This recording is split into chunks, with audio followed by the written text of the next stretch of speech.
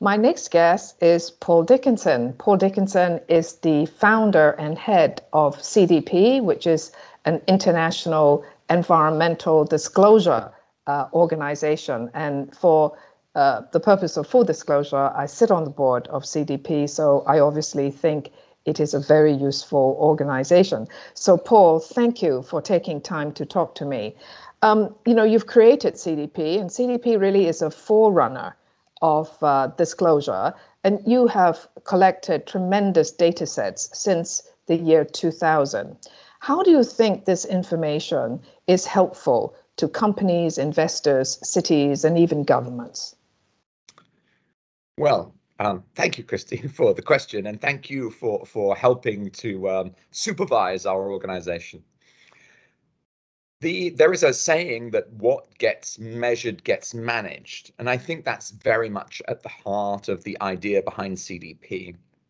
When we undertook our first information request 19 years ago, because we just finished our 19th year of disclosure by companies, our founding principle was that corporations have enormous capacity to apply logic, innovation to their operations, but they don't necessarily know how they're performing. So by asking very specific questions about, for example, the greenhouse gas emissions coming from the consumption of energy, fossil fuels, electricity, also the supply chain and the product use and disposal, companies reporting to their investors or to their customers through CDP are able to themselves learn about their own performance, but also very much see how other companies are performing. So the CDP organization has grown now over, as I said, 19 years. And it's wonderful that in 2021, about 13,000 of the world's largest corporations reported through CDP, and over 1,000 cities. And that represents about 65% of the global economy. And those companies report data into the CDP databases, and then their investors and their customers and also the public can see many companies with innovative ideas and people who want to evaluate opportunities, really a whole ecosystem, if you will, of companies build around that. And we've been very fortunate to have growth in many different countries, including China, where we had over 1,800 companies reporting, and leading companies like Lenovo and China Mobile receiving A grades in terms of our evaluation of their performance. So we do see a sort of like a technological race, if you will, and it's wonderful to see leading companies all over the world reporting on their progress, kind of like an Olympics of climate change. Right. Well, actually, from the numbers you've just put forward, right, the number of companies reporting just in the last 2 or 3 years have grown tremendously, wasn't it? Yeah, I think the year-on-year growth is in China is about 37%, but in every country this is occurring, because I think that the comprehension of climate change has been increasing. Unfortunately, we've seen extreme weather events becoming more common in different regions around the world, and I think we've also recognized that the people will want to invest in lower carbon investments or transitionary investments. There's been a huge growth in environmental investment. And then companies themselves also want to grow by providing solutions to climate change, and that could be renewable energy, but it could be electric vehicles, and there are many other sectors that are growing very fast in response to the challenge. Right. And actually, China Mobile, I believe, is one of the first Chinese companies to start reporting. Anyway, so let us go back to the issue of climate change, which is the existential threat to all of us. With 5G, how do you think that that's going to be helpful to the decarbonization course? Well, I'm going to say very helpful. And I have to, you know,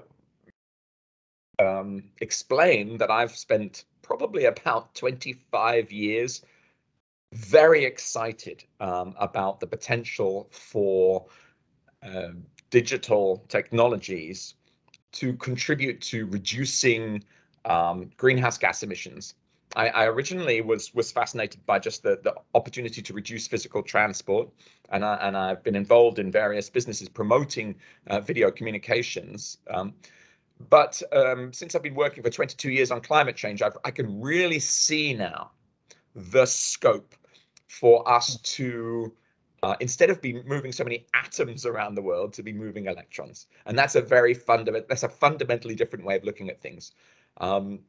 We actually spend trillions of dollars moving ourselves around physically. And COVID-19 has been a terrible problem in many countries, but it probably has taught hundreds and hundreds of millions of people that video communication can be very effective. What we're doing now is a very effective means of communicating. And I think that 5G is bringing this capability to hundreds of nations and to more remote regions without the need for physical infrastructure, copper cables, even fiber optic cable with the attendant. I mean, I'm a big fan of fiber optic connectivity, but 5G allows us to really connect people with this kind of capability and better in the years ahead without so much need for physical materials. And so I've spoken quite a lot about transport and substitution for commuting and such like. But there are multiple other applications. For example, really taking out physical media, physical papers, documents. But there are many, many other realms where we'll be able to probably increasingly localize where we want to, reduce unnecessary commuting, and be supported by an evolution that doesn't slow down. If I think I've actually been studying electronic media for about 30 years, and I've never overestimated its impact, if you follow me. And so I think with 5G we can really start to see the sort of release to a certain extent of human creativity. And if you think that that's going to be combined with a requirement for us to decarbonize our societies and introduce dramatic new technologies across energy and many other sectors, the Internet of Things, the smart grid, the new infrastructure is going to be enabled by 5G. So that's a long answer with a lot of passion, but I truly believe in the capabilities of these technologies to help us make the transformation we have to make. Well, in China, for example, and I know CDP, you have a presence also in China, helping Chinese companies to disclose. In your view, China being a leader in implementing 5G, what comments might you have for how 5G and this kind of revolution that you're really just talking about? How do you think CDP could be helpful in disclosure and reporting and so on in China? Well, I mean, CDP began as a global organization. So 19 years ago would have been the first time we wrote to China Mobile. So it's we are a relatively small organization, but we would like to believe that we perform a similar function to the United Nations, but for corporations and for investors. And I think what's significant about the climate change is we have two issues. First of all, we have an enormous change that we need to make to our societies and to our industries. And secondarily, China represents the most extraordinary manufacturing design capacity. So I would hope that through the CDP system, which all countries are using, Chinese companies can demonstrate leadership in terms of the technologies that can be used, so many other companies around the world can see the opportunity to take advantage of Chinese leadership, essentially Chinese technology, Chinese companies' capacity. And I think that the critical point here is the sheer scale of the requirement to decarbonize our societies requires engagement with industrial capacity that some would argue can only be provided by China. So it's a kind of it's an invitation both ways.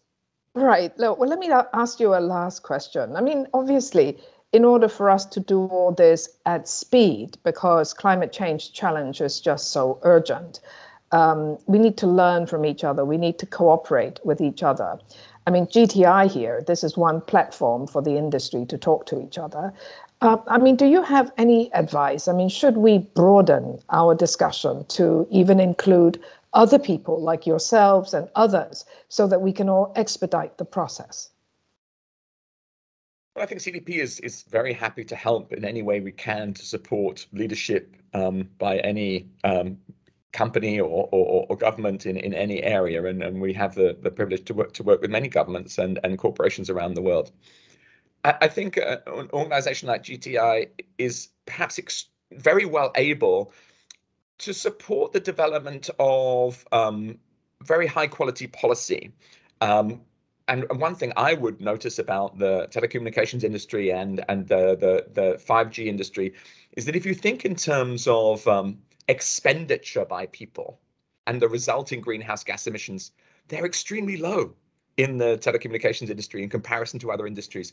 You know, that the unit of currency, renminbi or dollar or euro or yen, that goes into the mobile networks has a far smaller greenhouse gas impact than almost any other or most other activities.